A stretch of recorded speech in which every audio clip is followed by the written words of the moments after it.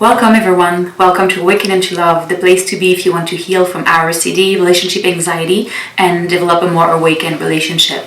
My name is Manon, I'm the director at Awaken into Love, and I'm so glad to be here today to share with you my personal story about ROCD, because in our team at Awaken into Love, each and single person has its personal story with ROCD, and I think that's very important that we share our own versions of this experience with you, because each of us are different and each of us have a story to tell. So I'm very glad to be there today and to share some insight with you about my journey. So my ROCD journey starts very young, and it's not the case of everyone. Some people develop it like when they are 25, and it starts like when they're like in their first and their 10th relationship. There's no rule, but for me it started when I was 14 years old with my first partner. I had a very young ROCD, young relationship. So I was very young, and of course I had absolutely no idea what it was. And just to give you fast forward to now, it took almost 15 years of experiencing ROCD on my own and OCD in general to realize that it was actually a thing. Back then when I was 14, I just felt this sense of being so different than everyone else at school, at high school, secondary school, because most of people were first not even experiencing relationship at that time. I was one of the only one that was kind of in love at that time with a boy and actually having a relationship with him, but more so also the first one having myself obsessed so much about relationship. It felt that for all my girlfriends or all people around me, love was something that was simple, not something you question, just something that goes that flow from life. And for me, it was this intense questioning all the time that was very tight for me, with a sense of guilt of being a bad person and being the one that was going to cheat or going to leave my partner, that's going to be the one dropping the relationship and wasting his life. That concept has been very present with me with the beginning. But it's one of the stuff that I experienced, but there are many of them. I think I've been through the whole spectrum of ROCD experience, where the fear of cheating is one, but also when it flipped back and you can feel starting to be obsessed about my partners, not being the good one, or not loving me enough. It keeps going back and forth. And also at that time, I think at that age when you're very young, you're constantly with other young people, and with ROCD there is this idea that love is something so serious that my life is at stake if I'm not staying with that guy forever, or if it's not the right one. And there was such almost a contrast with people around me, teenagers. They're so free and so wild and so they don't care so much. But it felt for me that I was almost in a relationship that was defining my life. And I think I've heard and I've learned over time that's really how my brain was trying to secure so much one of the only relationships that I was starting to have in my life. Speaking about thought and compulsion, I remember my thought being especially targeted at other boys, in my opinion. I get along with a friend in my class, in my classroom, and then doesn't mean that I'm in love with him, doesn't mean that I don't care about my partner. And then what follows is that sensation of disgust for my partner, almost numbness. I'll be I don't really care about him anymore. And then when I was back home, it was obsessing over and over again, ruminating about having those moments of playing with this guy or this friend in class, and be oh, did you feel that? Mimicking, re-experiencing the sensation that I was living at that moment. And it was this over and over again, and each time it was more distressing.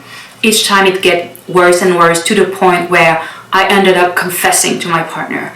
And it would it was not necessarily the best relationship I've been in at that time. It was very it was mad at me for having those thoughts. And then there was this spiral. I felt bad, I feel so guilty, and it was this constant spiral. And I think also what really was a big thought for me in the back of my head constantly is that what's wrong with me? What's wrong with me for having all these thoughts, for not being able to just be with someone and be okay, I love him, I don't love him, I don't know, but being okay with it. Because it seems it was such a heavy burden, a rock put on my heart, on my life. And that felt almost sometimes but am I going to be living my entire life like this? And that's something that spiraled for a lot, because that was my first relationship. It ended up ending, not for ROCD, for other reasons, but after I had another relationship, and it started again. So after that first relationship, there was, aside from ROCD, very traumatic, because there was actually a relationship that was a bit hard for both of us. We were two wounded people and very young, so that was hard. I had a new relationship in my 20s, and I was really hoping that by changing partner, by having someone different, that was actually very different from my first partner, like in many aspects. And I felt like, okay, this time ROCD is not going to show up because this one is the right one. But it appears that ROCD showed up anyway, and very, very quickly in the relationship. And that was such like a hard moment for me, because I was like, oh my God, it's coming up again with this partner. I failed again, it's not the right one. And that's where it began to really, really spiral, because I was like, it didn't happen once, it's happening twice. So what's happening? Is there a truth deep down? Is there something happening with me? I think I've always like had these two almost like paths going in my mind. One being what is wrong with him, but deep down, what is wrong with me?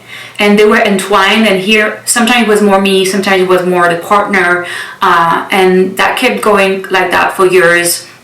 I think personally, and it doesn't have to be like this with you, one of my main theme has always been like attraction, and like always when I was with someone, feeling like I'm attracted by someone else, and the guilt and the shame of that, because I was like, that's horrible. You're like literally betraying your partner. Like, what if he knew? That was a very intense thought. Like, what if he knew what's in my mind? And sometimes he knew, because I ended up confessing over and over again. And the more I confessed, the more like the shame came.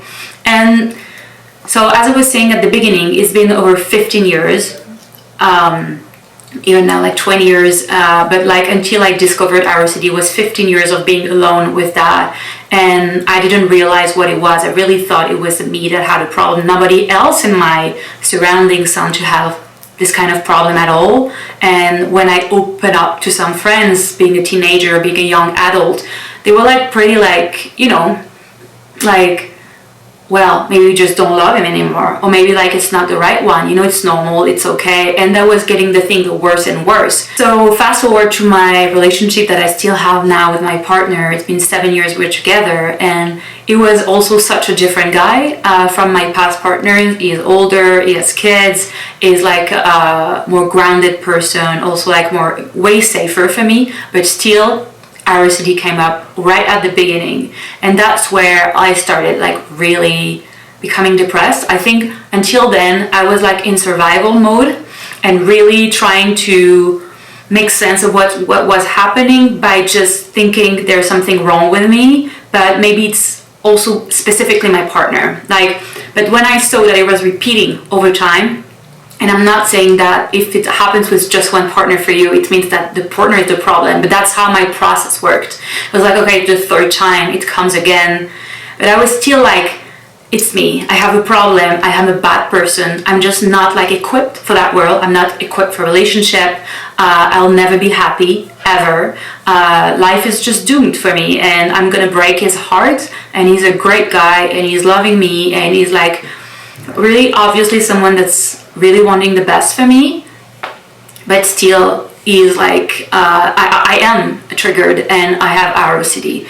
And I remember really precisely having the first like night at our apartment and like inviting some friends from work, and one of his friends was talking with me, and it had again like oh, what if I'm like attracted by his friend? What if like actually like I'm not faithful like to him, and like what if I want to kiss that boy? And you know how it is.